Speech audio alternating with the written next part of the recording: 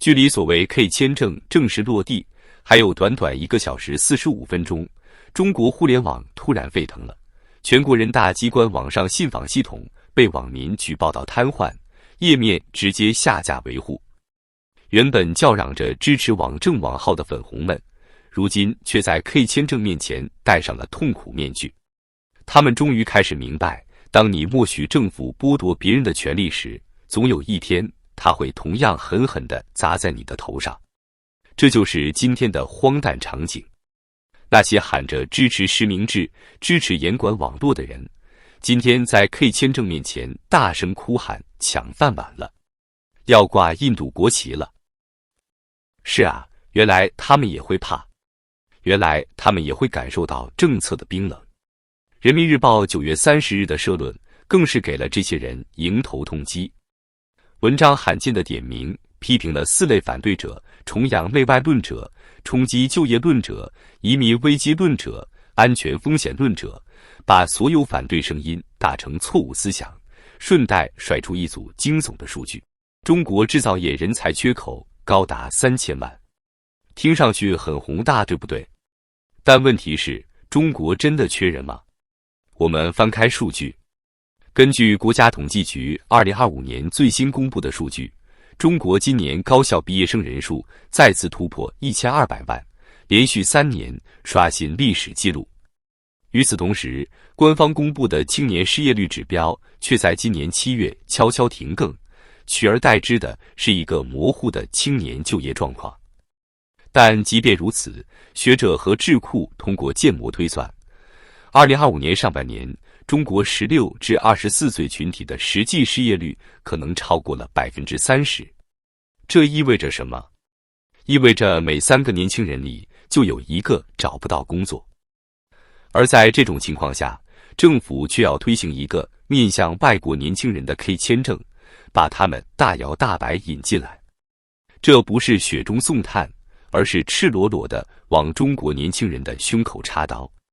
你去看看那些应届生，他们手里攥着一摞摞简历，从北京、上海跑到3线、4线城市，投了几百份简历，却连面试机会都得不到。结果呢？政策却告诉他们别怕，还有印度同学、尼泊尔同学、非洲小哥会来和你竞争。荒不荒谬？可笑不可笑？正因如此，微博、B 站、知乎几乎一边倒反对 K 签证。评论区里有讽刺的声音，10月亦可以挂印度国旗了；也有自嘲的声音，打台湾我捐1个月工资，打日本我捐1年工资，可抢工作这事我1分钱不捐。更有网友干脆把头像改成张献忠，签名写上杀胡令，以此抵制。荒唐吗？是的，但荒唐背后藏着赤裸裸的愤怒。要知道，中国的高校早已成为留学生天堂。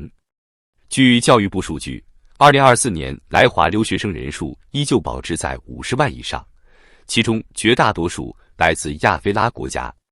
更讽刺的是，这些留学生进入中国高校的门槛极低，拿文凭轻而易举，很多人甚至连普通话都说不利索。等他们一毕业，就能顺利拿到 K 签证，留在中国继续淘金。与此同时，中国自己的博士、硕士却被迫外卖送餐，做网约车司机，这才是真正的讽刺。外交部在文件里写得冠冕堂皇，吸引全球 STEM 领域的青年科技人才，为中国科技创新注入活力。听起来多么美好，可现实呢？真正顶尖的科学家、工程师为什么要来中国？他们要么去美国硅谷，要么去德国研究所，要么在日本、韩国安家落户。中国的科研环境、制度环境根本留不住他们。那会来的人是谁？答案很残酷。第一类，长期在国外读书的权贵子女。K 签证让他们衣锦还乡，无需考试，无需担保，轻松进入国内民企。第二类，印度、巴基斯坦、非洲等地的普通大学生。他们的学历在本国不受重视，但到了中国却能摇身一变，成为稀缺的青年科技人才。这就是 K 签证的真实逻辑。对外国人而言，是一扇敞开的机会之门；对普通中国青年而言，却是一记冷冰冰的耳光。别忘了，现在是2025年，中国经济正处在最脆弱的节点。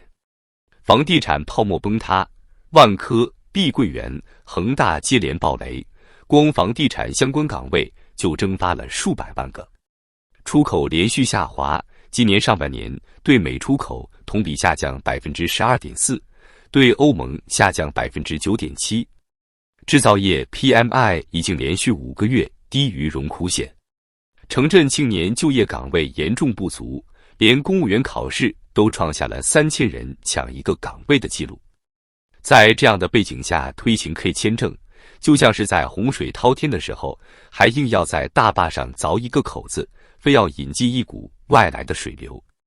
哪怕影响再小，在绝望的人眼里，那也是最后一根稻草。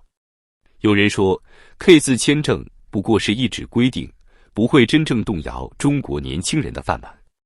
可事实就是，今天的中国年轻人最不缺的就是饭碗被端走的理由。先看看就业数据。根据人社部公布的2025届毕业生数据，今年毕业生人数高达1187万，创下历史新高。而2023年是1158万，2024年是1174万，也就是说3年连创纪录。与此同时，官方统计的城镇青年失业率在2023年被暂停发布之后，今年悄悄恢复，但范围调整为16至24岁不在校青年，结果仍然高达 17.3%。而多家第三方机构研判，如果把所有毕业生算进去，真实失业率可能早已超过 30%。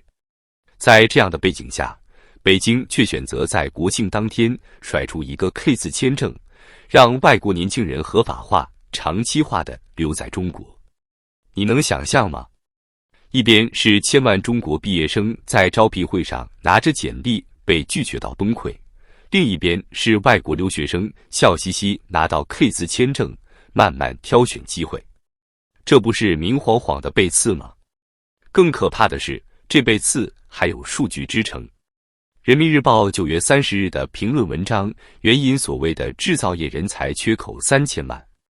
这个数字看上去吓人，仿佛中国正因为缺人而急需 K 字签证来救火。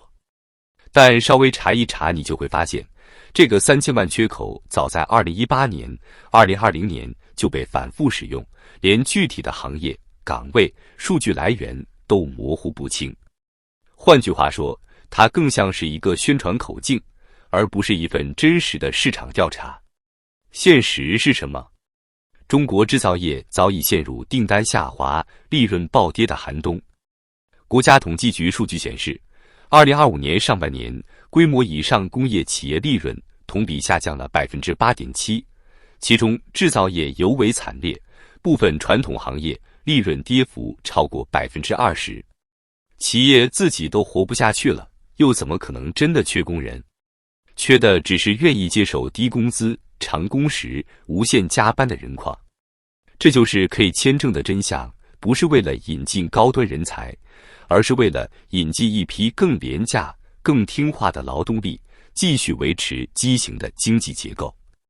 更讽刺的是，所谓的外国人才，大多数恐怕来自印度、非洲、东南亚。看看近几年中国高校的留学生构成吧。根据教育部2024年公布的数据，在华留学生总数已经跌破40万人，比2019年减少了1/3，但其中印度、尼泊尔、巴基斯坦、非洲国家的留学生比例却在上升。他们进入中国的门槛极低，甚至有人戏称交钱就能读。这些人毕业后，过去大多选择回国，可如今有了 K 字签证，他们可以轻轻松松留在中国，享受政策红利。而留在中国做什么？很简单，打工、创业、骗补贴。我给你举个例子。2024年山东省统计年鉴显示，山东某高校的外国留学生创业项目有70%最终烂尾，补贴资金却早已被套现。而在广东，甚至出现了代持公司的灰色产业链，由本地人注册公司，挂在留学生名下，专门骗取政策补助。这就是所谓的国际人才。那么问题来了，中国年轻人呢？2024年，清华大学就业质量报告显示，本科生留在国内互联网行业就业比例大幅下降，而去考公务员、事业编的人数创历史新高。北大同样如此，越来越多学生宁愿端铁饭碗，也不敢去卷所谓的市场岗位。可即便如此，2024年国考报名人数高达343万人，录取比例接近80:1。这就是残酷的现实，高材生们无路可走，只能挤破头去当小科员。在这样的背景下，你能怪年轻人愤怒吗？当他们失业时，政府告诉他们要自强；当外国人来抢饭碗时，政府却说这是时代机遇。历史上，中国也不是没试过引进外国人。唐代的确有胡人入仕，元朝更是让大批色目人掌权。但结局呢？唐末的安史之乱，元朝的民族隔阂，哪一次不是血淋淋的代价？而今天的 K 签证在错误的时间点推出，几乎注定成为一个新的社会引爆点。它的毒性不在于短期会有多少印度人来中国抢岗位，而在于它击穿了年轻人最后的信任。他们会觉得这个国家从来没想过给自己未来，只想拿自己当人矿。你别以为这是危言耸听。2025年上半年，中国社会科学院的一份报告显示，在接受调查的95后、00后群体中，有高达 47.8% 的人明确表示不想生孩子，超过 60% 的人认为未来5年收入无法支撑买房买车。这才是真正的定时炸弹。年轻人对未来完全丧失希望，才是任何社会最危险的时刻。所以 K 字签证的意义根本不在引才，而在于它再次提醒了所有人，在这片土地上，没有人是安全的。今天你以为铁拳砸的是别人，明天可能就是你。今天你冷笑粉红为政府鼓掌，明天你会发现铁拳也正砸在自己头上。中国现在的问题不是缺人，而是缺良心。我们有的是廉价劳动力，却没有让人活得像人的体制。K 签证不过是让全世界的人都来做中国人已经不愿做的人矿。这句话虽然刺耳，但却是残酷的真相。结尾，我想送给每个正在挣扎的中国年轻人一句话：未来不会因为你安静就变好，但它会因为你沉默而变得更糟。